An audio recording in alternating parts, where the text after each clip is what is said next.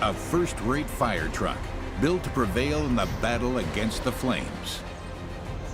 Pierce from Wisconsin, USA is one of the biggest manufacturers of firefighting apparatus in the world. It's a vehicle made from a combination of aluminum and steel. Tons of life-saving equipment assembled with millimeter precision, and a chassis that allows it to rapidly get to the scene of the emergency.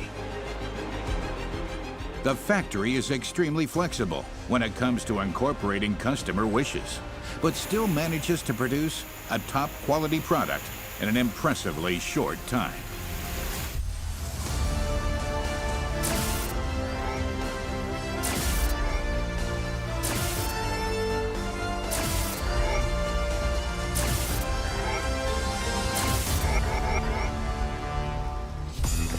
Pierce produces its fire trucks in the 70,000-strong town of Appleton in the state of Wisconsin. Over 1,000 vehicles leave this factory each year.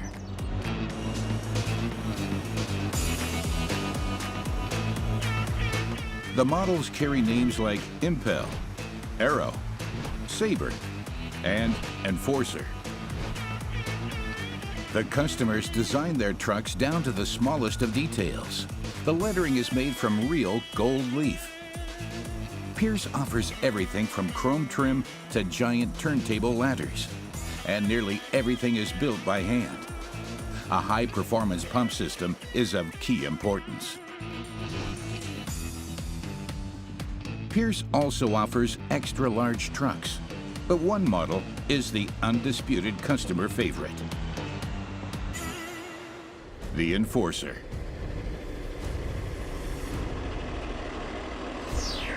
The cab has 8 seats. The pump thrusts 5,600 liters into the hoses each minute. An onboard 3,000-liter tank ensures there's sufficient water for firefighting. A 33-meter turntable ladder sits on the roof. And the heavy truck can corner at up to 90 kilometers an hour. Project manager Bill Kyle supervises production of the fire trucks. Each truck is custom designed by the client, so errors can creep in quickly, especially at the first stage, the chassis. Precision is vital here because it has to accommodate all of the Enforcer's components. If the assemblers don't stick to the dimensions, the entire production will fail. This is the birth of the truck. We start matching it up to what the customer specifications are, so we make sure we meet that. The customer actually starts picking where they want certain things on their truck, and we need to land that right here on the birth of the truck. The initial phase of construction is extremely important because it lays the foundation for all subsequent steps.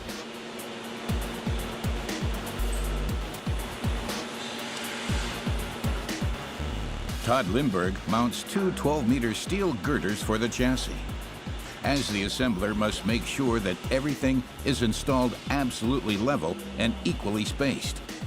To do this, he clamps the steel girders in place using hydraulic presses.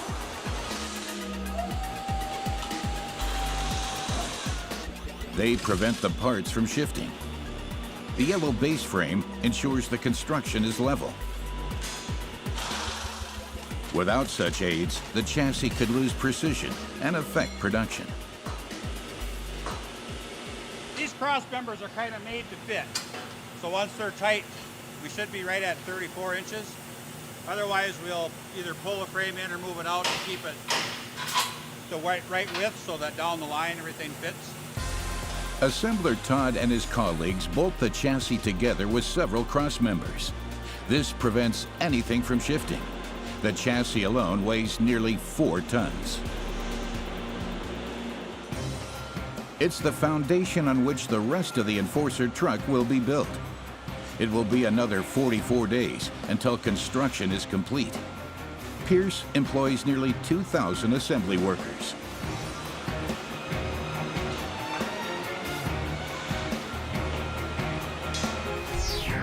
One of the key elements is fitted right at the beginning. the axle together with matching shock absorbers.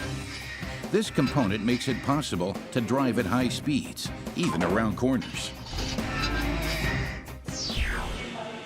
The axle system goes by the name Tech 4. Pierce builds this component of the fire truck in its own factory too. It takes a team of 3 workers to construct the Tech 4 suspensions.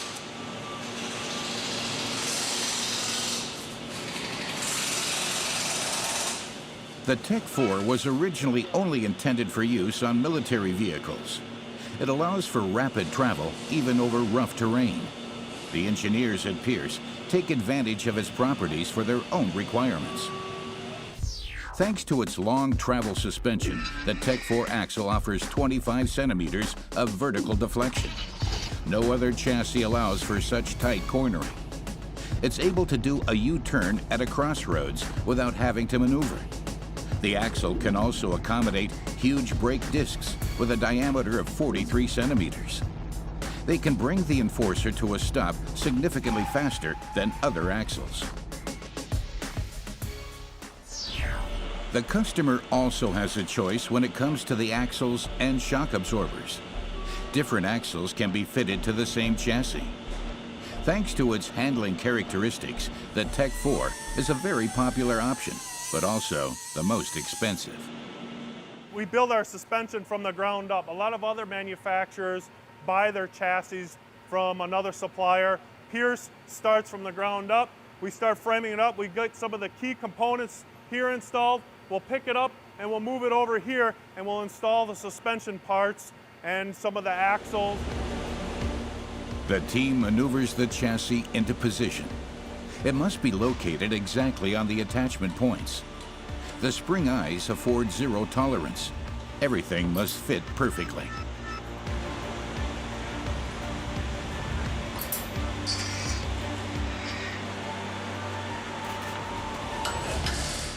The subframe is now complete. The rest of the components are already being fabricated by other departments. The Appleton factory is home to the fabrication shop. It's where the chassis, cab, and body are built. The assembly line is located a few miles away. This is where the workers install the electrical systems as well. Pierce also has a paint shop, materials warehouse, and proving grounds here. The Enforcer's journey continues in the fabrication shop.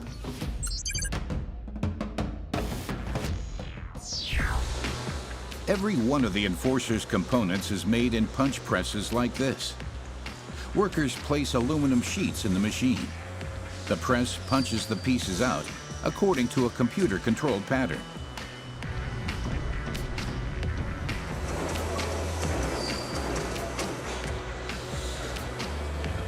The workers have to produce hundreds of thousands of parts. Like the parts of a giant clock movement, all of the pieces are perfectly matched to one another. Bill Kurzweil's team must adhere to the engineer's specifications, down to the millimeter.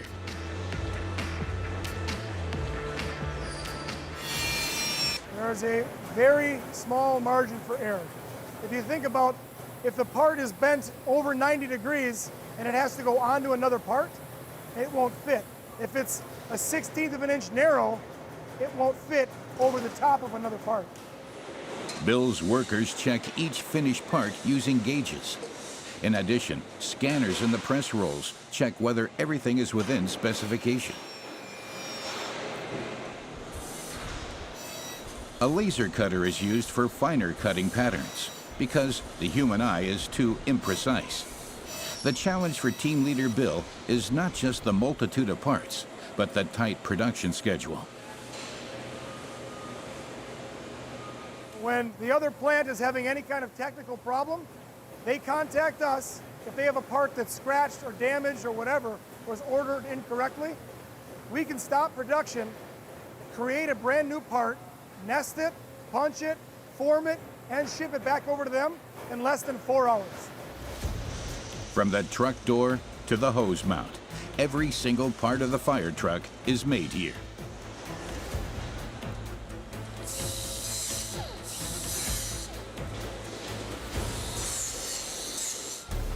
The formed aluminum parts then move from the fabrication shop to the other side of the factory, where they're used to construct the cab. The workers now assemble the various aluminum and steel sections. Everything must fit together perfectly. Fixtures are used to precisely align the pieces that need welding.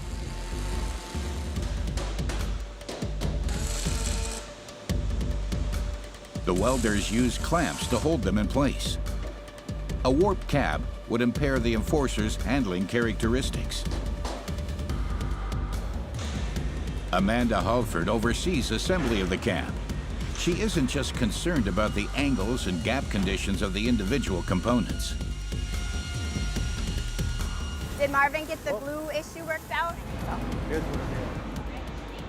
We need to make sure that all of the welds are smooth, that they're even, that they look consistent, that there's no weld defects, and then also just meeting all of those options. That's what's going to be critical to us. The welds mustn't be too thick, or the doors won't close properly. The welds mustn't be too thin either. This would impair stability.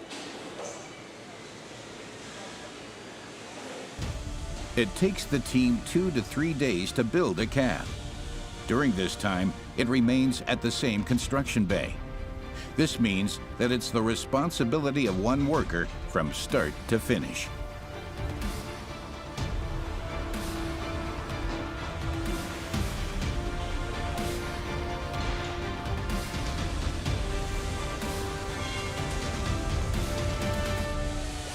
The cab of the Enforcer truck now has a roof. The workers weld grab rails and handles inside the cab so that the firefighters can get in and out quicker in an emergency.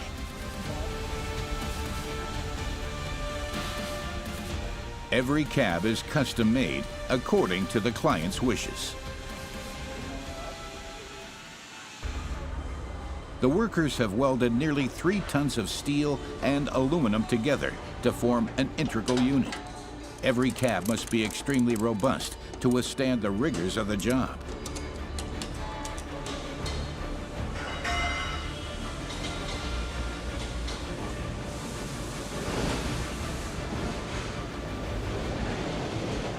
Approximately 5 cabs leave the assembly shop each day. They then move to the other factory site, where the future fire truck is given its distinctive paintwork in the company's own paint shop. A first coat of gray-white primer has already been applied to the bare steel and aluminum. For the perfect paint finish, workers remove every last trace of dust from the surface with compressed air guns. The cab is also wiped down so that the paint adheres consistently. The individual nature of each order is especially apparent when it comes to the color scheme. Pierce offers hundreds of shades of red. And there's a huge selection of yellows too. If a customer still can't find what they're looking for, the company will mix custom colors as well. The time has come. 2 specially trained painters prepare the paint for this fired truck in the making. First, they apply another last coat of primer. Only then does the cab of the truck receive its hallmark fire engine red.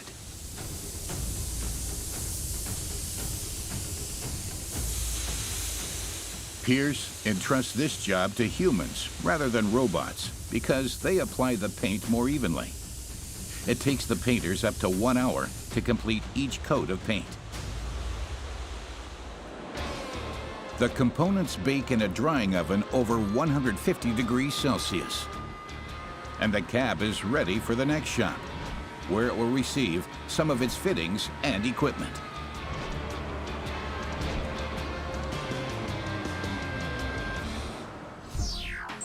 How it will look in detail is determined by the engineers in the 3D design studio, in close consultation with the customer.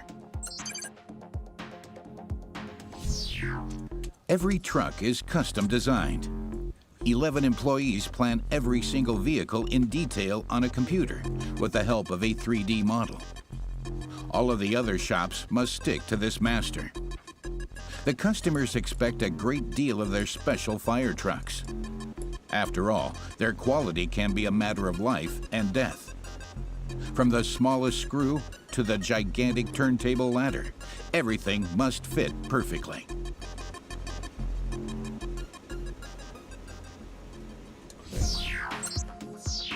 The cab stays in the assembly building for the time being, but moves on to a different shop, the wiring shop. It doesn't take long before the empty cab is transformed into a fully equipped command center with a warning light system on top. Thousands of feet of cables are installed throughout the cab.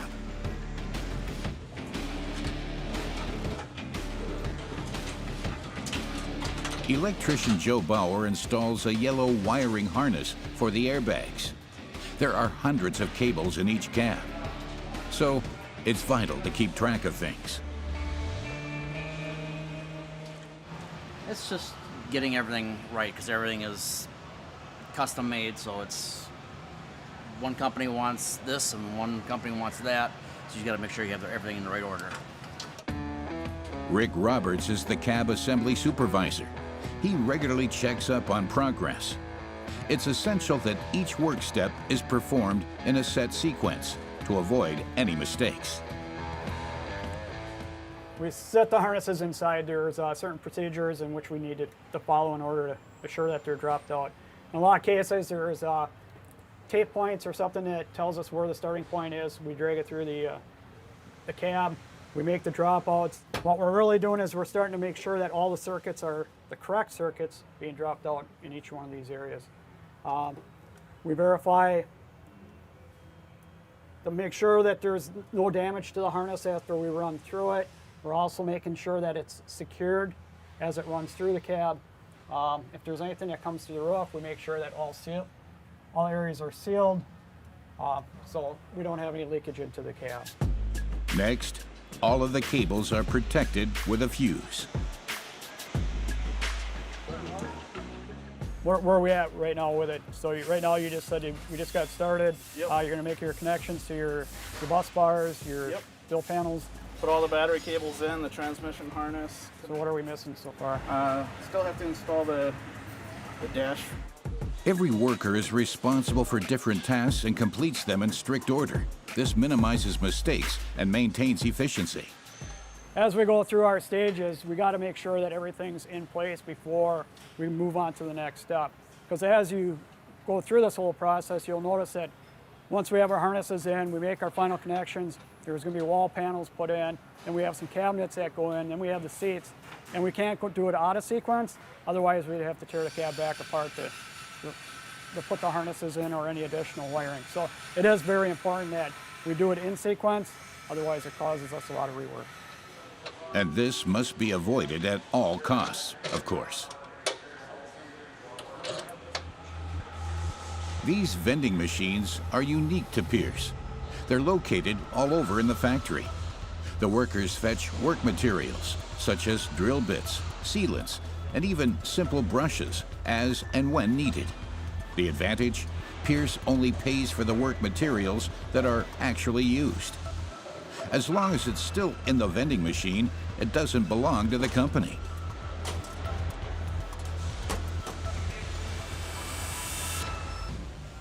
Once the fire truck has been equipped with the fuse boxes, the radio communication systems are installed. Hundreds of kilometers of wires are installed in each truck within just 4 days.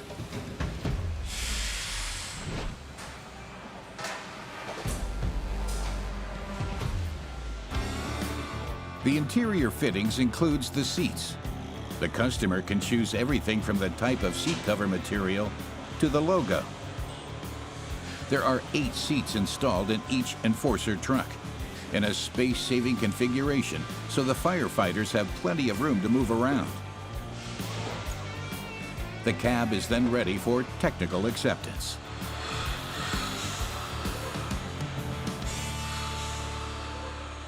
At this point, all we're really trying to do is make sure that all the circuits are working properly, all the switches are functioning properly, all our lighting is functioning properly, just to assure that when it goes to the next stage, the cab gets mounted onto the chassis, that we don't have any issues. It's a tense moment for team leader Rick. Have all the cables been laid properly? And is everything working flawlessly? Electrician Mark Moser performs the check. If the Enforcer cab doesn't pass this test, a time-consuming search for the fault will begin.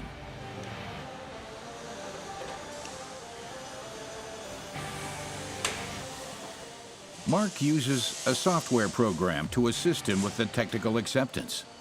He runs through all of the functions one by one.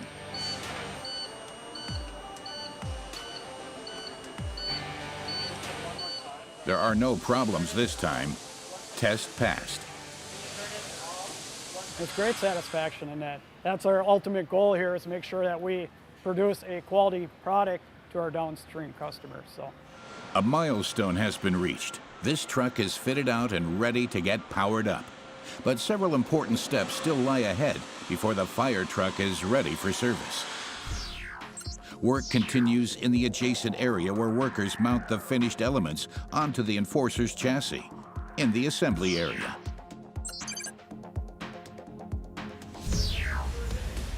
The huge engine block will now be installed at this precise location on the chassis. It not only drives the truck, but supplies the pump system and turntable ladder with power as well. Assembly worker John Krull must be careful that the 500 horsepower engine doesn't crush any cables during installation. The technician can only install everything safely with the help of a colleague. It's one of your main hookups for everything, so your chassis and everything is communicating with your chassis, and gauges are communicating with the engine and everything. It's one of the main hookups. Assembly worker John must bolt everything together tightly. The engine will be in service for several decades, for a good cause, and this thought motivates the workforce. I've been here 12 and a half years now. I've been doing building fire trucks and stuff.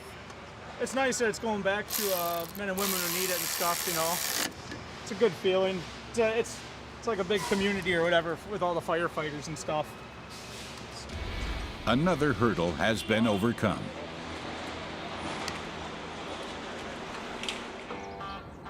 Pierce manufactures trucks in its Appleton factories 7 days a week.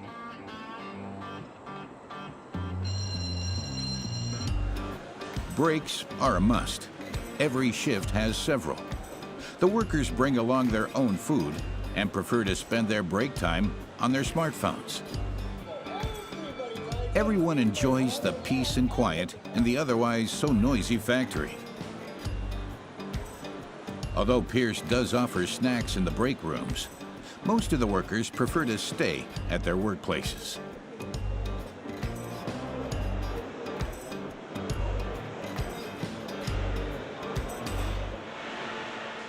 In the assembly building, workers are now installing the Enforcer's windshield.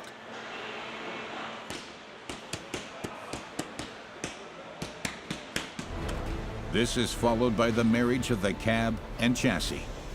This will show whether the work thus far has been done properly. Have all shops adhered strictly to the engineering drawings?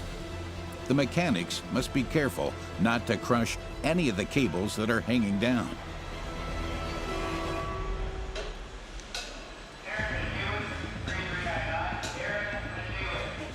Done. The precision workmanship at the previous stages has paid off. In parallel to this, one of the most important components of the fire truck is being built at a sister factory 8 kilometers away in the north of the town.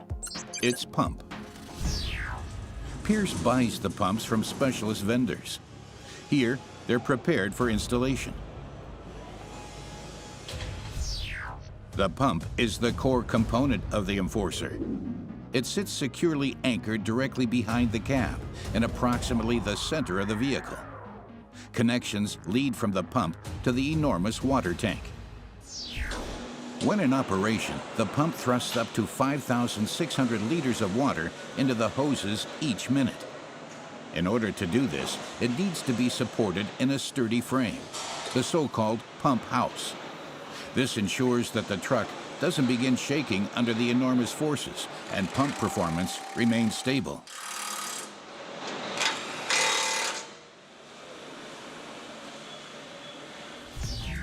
In cities, the pump is connected to a fire hydrant. It distributes the water amongst the hoses and controls the pressure. An onboard tank serves as a reserve. Some jobs, however, don't just require water, but foam too. This is generated by the foam system by mixing water with air and a concentrate. The firefighters can adjust the exact composition of the foam via a control panel. Assembler James Philbrick now fits connector pipes to the pump for the fire truck's water tank. It takes a lot of experience to get the positioning right. You can't fight a fire if you can't turn on the water. The control levers are installed by the specialist colleagues next door. Yeah, so just tack everything. You got weld bits and pipe, and we just tack everything together. And we take it off, which I'm going to do right now. And I take it over to Mark. He's our TIG welder, and he'll TIG it all up. And then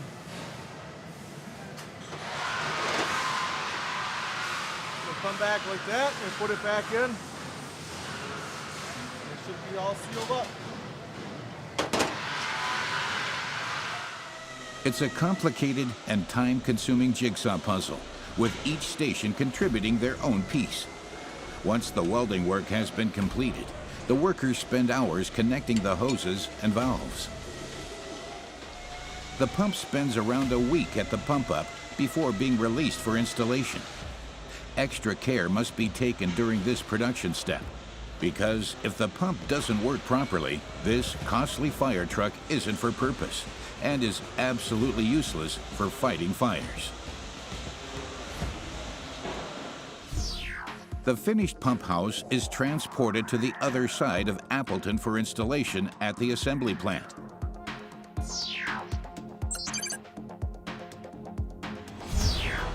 Its home is behind the cab. Brian Vinthurst is responsible for ensuring it's installed correctly. He must mount it perfectly square and level.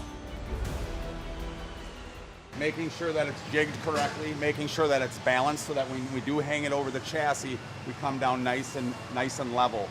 So, especially for quality, we don't want to damage anything. Every pump is custom made too, a real challenge for Brian. So there's lots of different weight variations in the pump, which I use the come-alongs and sandbags to make sure that I can level that out, because there's different weight distributions because all the pumps are custom. Assembler Brian has to position the pump exactly.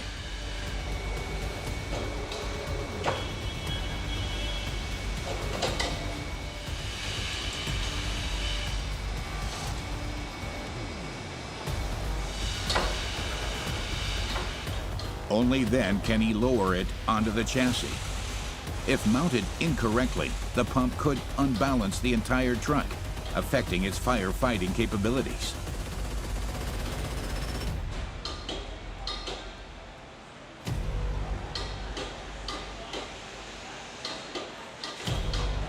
The pump is not yet positioned correctly. It's protruding too far over one side of the black chassis. Assembler Brian makes the necessary adjustments, millimeter by millimeter.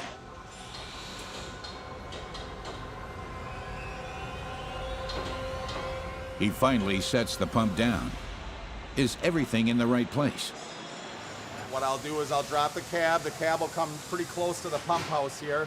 The pump house does sit in some isolators, and I want to take some measurements to make sure that we're the same distance on each side, making it square here so that when it goes down the line, we don't run into issues with it being unsquare.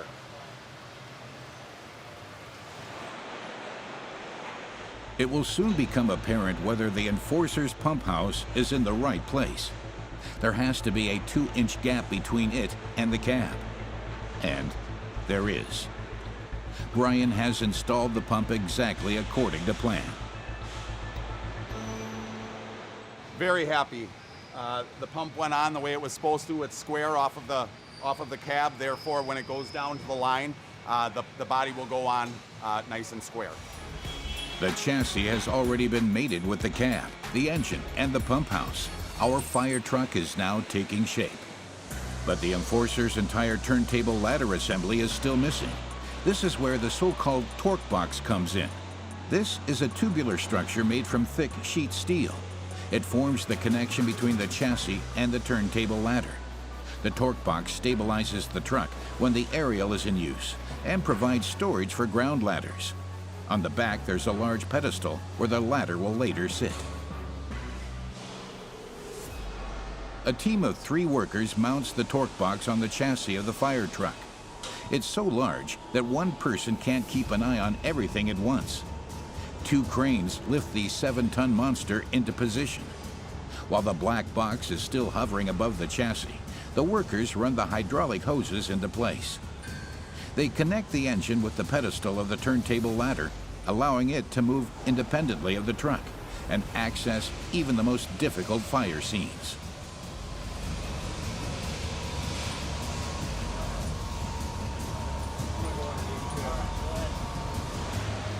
Again and again, the technicians have to intervene to ensure there is no interference with the chassis.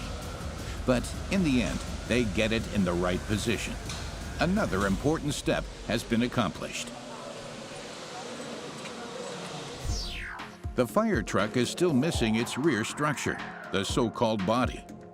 This is manufactured in the sister factory, in the fabrication shop. This shop manufactures the body from pre-cut sheet aluminum, similar to the cab. The workers join the sheets with clamps to form the large side panels. This is followed by a lot of welding work.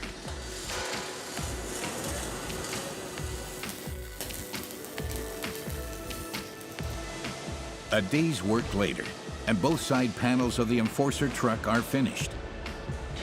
The workers have to strictly adhere to the panel dimensions so that everything fits together in the end. They use the detailed master construction plan as a reference. The body needs a lot of storage space for the firefighters' tools and hoses.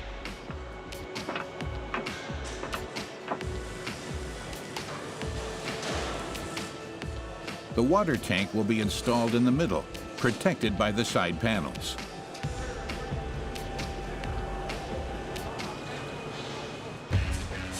Production manager Bill is present for the installation of the body. It will now be determined whether all of the teams have followed the specifications of the 3D design studio. We're getting ready to pick up this body and mount it onto the chassis. All of our mounting angles are all leveled and ready to go. So we're at that point in the op phase that we're ready to pick this up and mount the body onto the chassis. For Bill, it's like a big puzzle made up of many individual parts that gradually come together to form a complete picture. The Enforcer enters the decisive final assembly stage.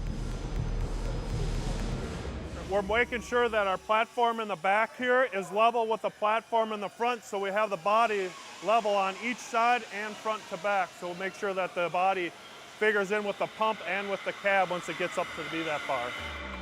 Another critical moment. Have their colleagues in the fabrication shop completed their work accurately? Will the 6-meter-long component sit properly? Okay, go ahead. Production manager Bill directs his colleagues with centimeter precision. A small gap between the cab, pump, and body is desired. It makes the Enforcer more flexible on uneven roads, but the design as a whole doesn't include much tolerance. Finally, the body fits and is waiting for the next component to be installed. This task is performed by foreman Brock Rosendale. His job is to mount the Enforcer's 3,000-liter water tank in the body. If the tank swings uncontrolled into one of the body's side panels, it could be damaged. Brock takes it slowly. If all the dimensions are right, it isn't a complicated task for him, but care must be taken here too.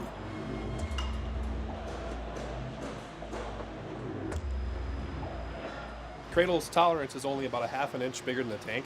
So this one, with the walls being so close and there's weldments inside the walls, it's pretty precise. That's why we go nice and slow with the crane. So The body, including the water tank, has been successfully installed. The fire truck is ready for the final and all-important assembly steps. These include the application of the lettering, an emblem of the future owners. In North America, Pierce's main sales territory, a great deal of importance is attached to the visual elements.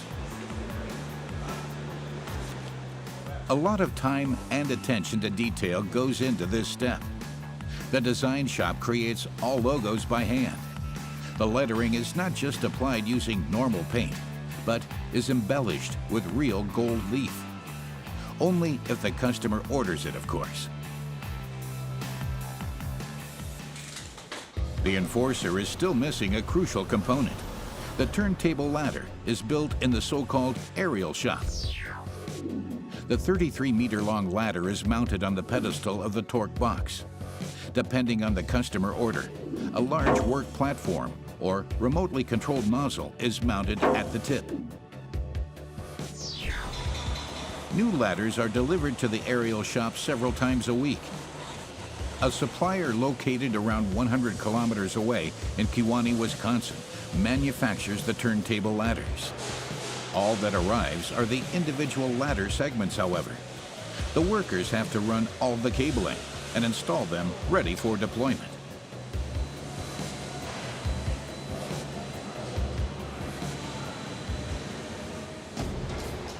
In terms of surface area, the aerial shop is the largest shop in the entire factory. Jeremy Pahokey is responsible for final assembly of the delivered ladder elements. His team runs the cables and control technology for each ladder. Jeremy and his colleagues need a whole day for the work.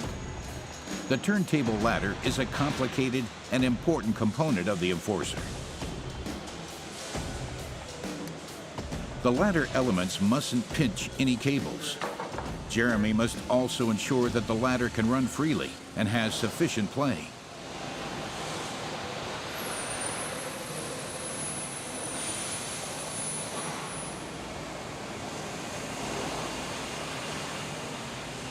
Pierce guarantees its customers that the 33-meter ladder can be extended in under a minute. Well, it's very important that we test this ladder. We run it in and out. We check all the clearances. We have people watching all over the ladder. Everything must clear. And we'll do this a couple of times and make sure everything is correct. If not, we will make the corrections and keep going. Testing the ladder on the ground before it's mounted on the fire truck is important in order to detect any faults as early as possible. Because making corrections is very difficult once the turntable ladder is mounted on the truck. Pierce offers a 20-year guarantee on its turntable ladders.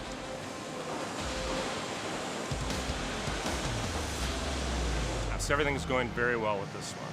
These are a very straightforward design, very easy to put together for me. There's not too many problems I run into with it. Pierce supplies 6 different ladder lengths, and again, customization is key. The customer can also choose the color, the control technology, and what type of tip they want on their ladder. The Pierce ladder can reach up to the 10th floor of a building. It's made from high-strength steel. This means it can support the high loads at the tip of the aerial. The sturdy construction of a ladder makes it heavy at the same time. The torque box structure transfers all aerial loads onto the outriggers. The outriggers keep the truck in its proper position while operating the aerial device. The Enforcer fire truck is now ready for the final step, installation of the ladder. This task is performed by Steve Otchen.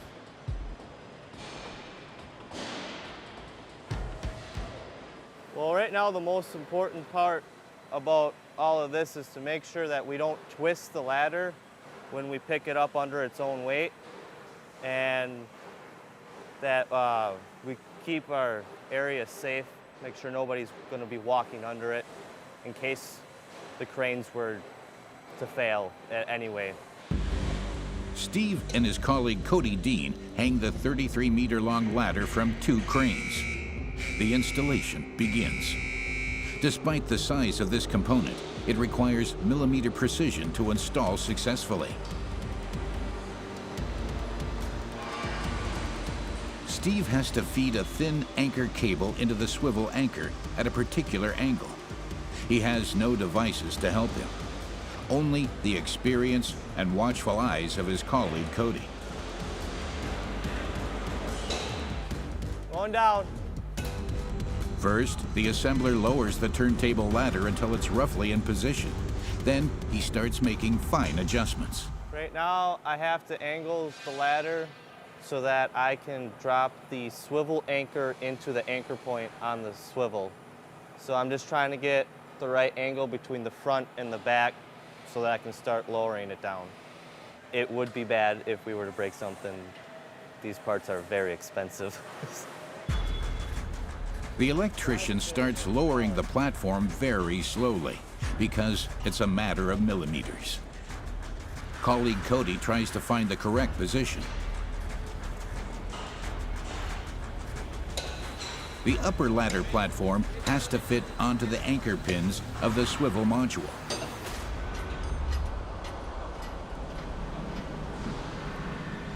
All right, pick up the front. Will the installation fail at this last critical point? It's a matter of millimeters. Things go better the second time around, but the connector cable is causing problems. Can't see it?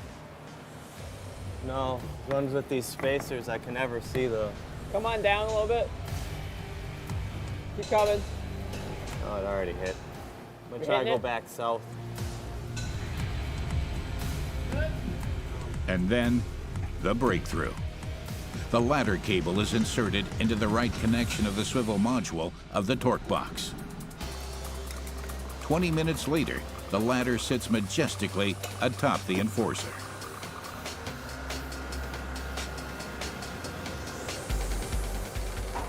I mean, we had a little bit of an issue trying to eye up the swivel anchor to the swivel, but everything went really well. The team still has to make the cable connections and securely bolt the ladder in place. But then the enforcer truck is finished, custom made according to customers' wishes.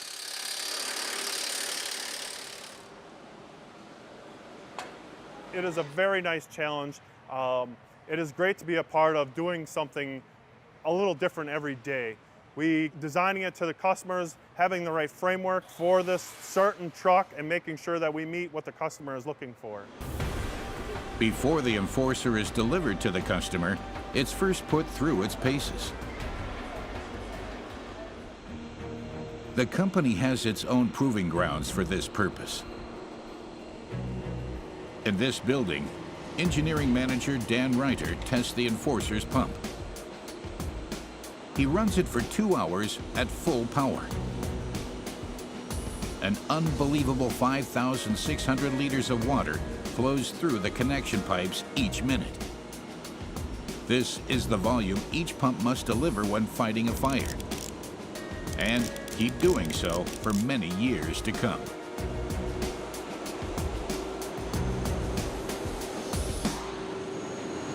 If it's not running right, we'll start looking into it. If we got something not hooked up right, is there a fault with the pump, something not plumbed correctly? So we start doing some investigating to see why it's not pumping correctly. The water that's pumped through the system doesn't go to waste, but is recirculated.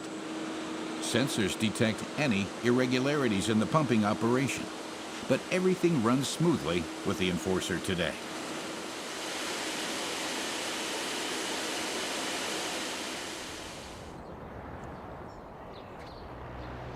A momentous occasion.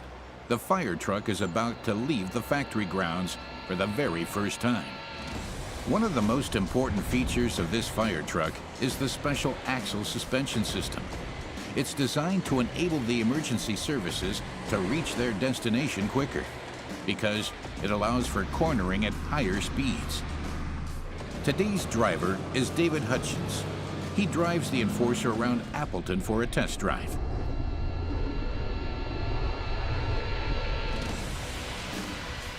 Then he heads for the closed-off testing area. Here, an obstacle course of bumps and potholes await the Tech 4. Does it deliver the promised suspension travel of 25 centimeters?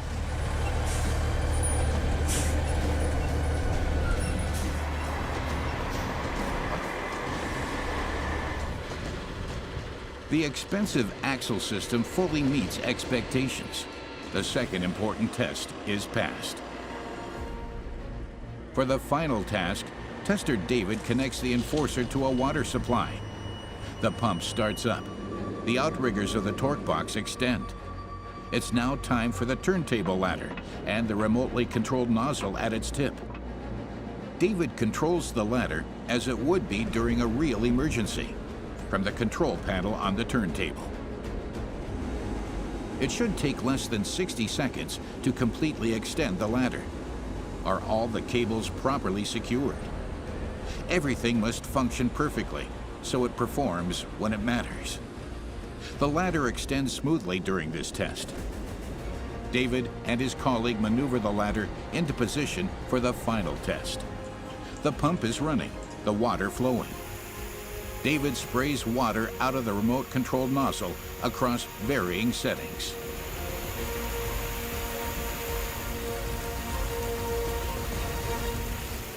And we don't have any leaks.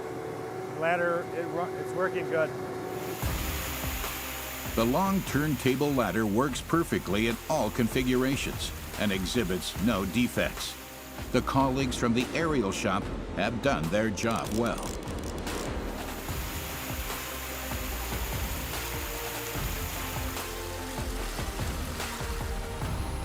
A new fire truck has passed its third and final test and will shortly be delivered to the customer. The Enforcer is finished according to plan and performs well in every test. It took roughly 3 months to build, and the new truck from Appleton will be delivered to another group of brave firefighters and can expect to be saving lives in service for the next 25 years.